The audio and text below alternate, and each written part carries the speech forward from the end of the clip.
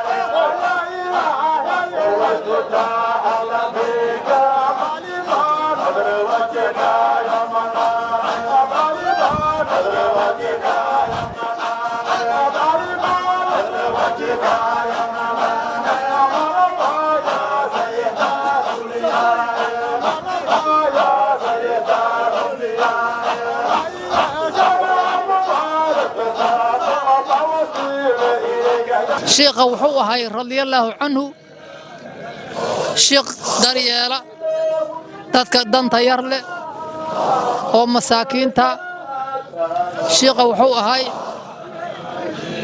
dad u roga dadka daalimiinta hororkooda. sheekha wuxuu ahay qof wixii ugu fiican waxa la isfaro dadka faro ahay. waxaa la yiraahdaa afdalu kasbi az-zaraa'a afdalu sadaqaati bilmaa'i afdalu kalaami bitawxiidi. sheekha wuxuu ahay kii ku dadaala tawxiidka iyo tacabka. wuxuu ahay ku dadaala musxafka qur'aanka baridiisa, mawluudka nabiga calayhi salaatu wasalaam iyo muraaqabka tixda awliyada ku dadaalo ahay. إخوة الأعزاء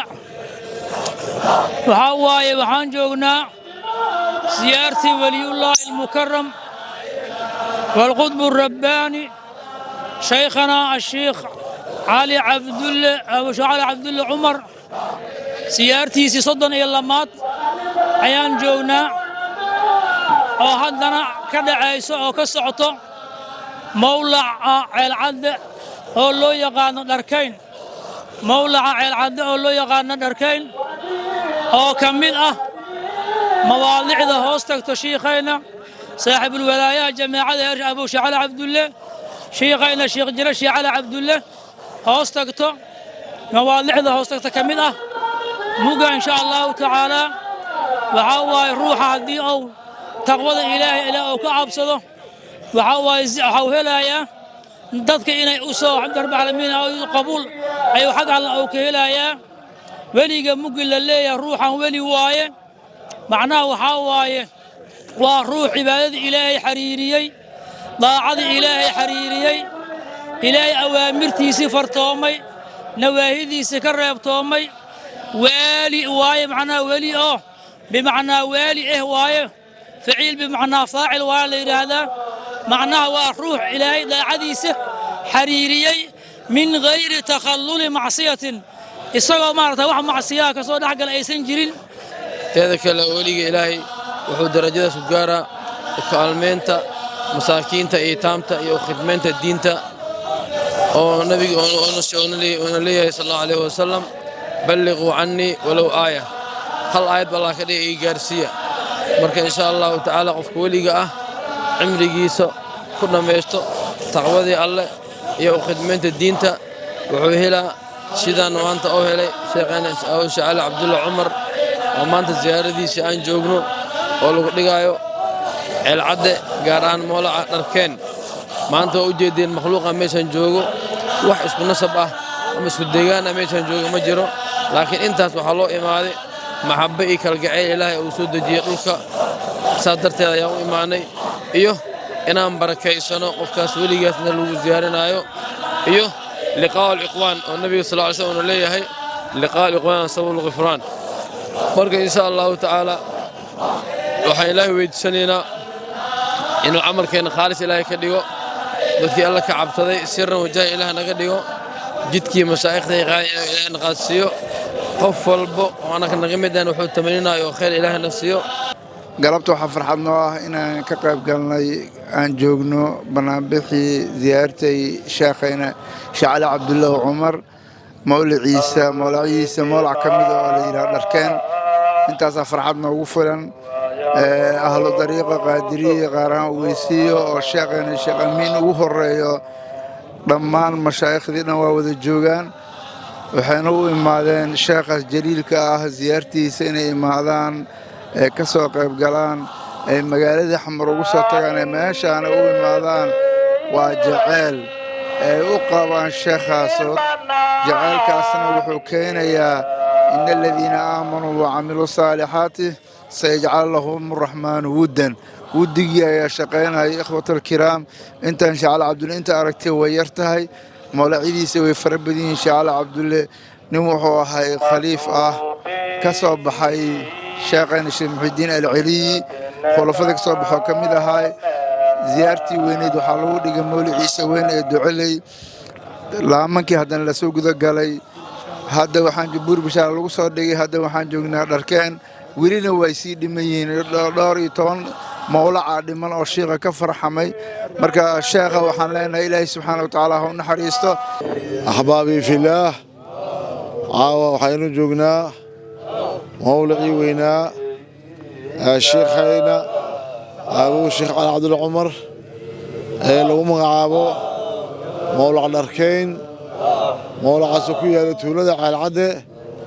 كانت رسالة دقمة بلعت maamulka Hirshabeelle waxa waxaan soo imaanay dhafartii ziyaaradii sheekhayna Abu Sheekh Cabdullaahi Umar ziyaaradii 32 ziyaaradaas oo soo bilaabatay bishii sidataal kowdeedii sidataal ilaa arafo waxay noo socday khidmooyinkii quraamanka iyo subaxyadii خدمة أخرسكي هي صباحيدي هي صلواتكي هي أمداحدي كلا أوليدا يعني نصقتي وحنا نصق ختنا دنا زكاة كوجيدي وحنا بلاضي زيارات كويناي حضروينكي توحيدكي حنا بلاضي أيضا كسقتي حرونته وشيخة وكو عسين هاي كنت على دقمة كاران قبل كبنادر دقمة كاران حافظ فرح لو يقال مولع شعال عبد الله يدعو لي هذا هو الشيخ كواسي هاي زيادة كسعتين مدة توام الموضة وبعدين على شو وريقني شيخ حردي سلامات كنت الله قبل كبلاد تقمد قبل لي مولع عبور بشارة هذا كسعتين مع المكوبا حتى أنا شو قبل قبيل شو وريقني حرون ترى السداحات الشيخة هذا عن صوت الماشي كنت الله عاو مهندس كله إن صوصو كلنا فرتي الشيخ علي عبد الله عمر أنت سقطي أحباب كواوين سادات كنا ذاكرين شامرين حق عبد الله وين يعني رسول غيب قالين إلى وين كسكوا وما عليه هنا intaas maalmood iyo intaas bilood aan taagnaynay axbaabtii garabkeena taagnayd oo har iyo habeen waqtigoodana la qaybsahayay ayagana waa u mahad celihaynaa ziyaaradan waxaan leenahay ziyaaro dhexaad sheekheena abu sheekh cabdul cumar waa sheekhiisa wuxuu ahaa sheekh maxamed cali ka baxay sheekhiisa oo quraanka sheekheena xaaji cali maxamed mucow oo ka soo qaatay cilmiga iyo quraankaba وبعدين waxaa u xiriirtay sheekheena abu sheekh maxamed cali meesha ayaa laga soo siiyey dariiqadii walaayada 30 iyo 50 iyo dhowr sano dariiqada faafinayay sheekheena wuxuu asaasay 67 mawlac ayuu asaasay 67 mawlac walba wuxuu leeyahay maamulkiisa iyo nidaamkiisa masaajidkiisa dugsigiisa arday jamaacadiisa khaliifkiisa intaas ayuu sheekheena ka tagay ayadiina insha Allah axbaabtii iyo jamaacadkaas iyo ahalkaas iyo dariiqadaas ayaana u taagan inay sheekha zaatiisa ay kor u xoojiyaan waxaan leenahay jazakumullahu khayr intii naga soo qayb gashay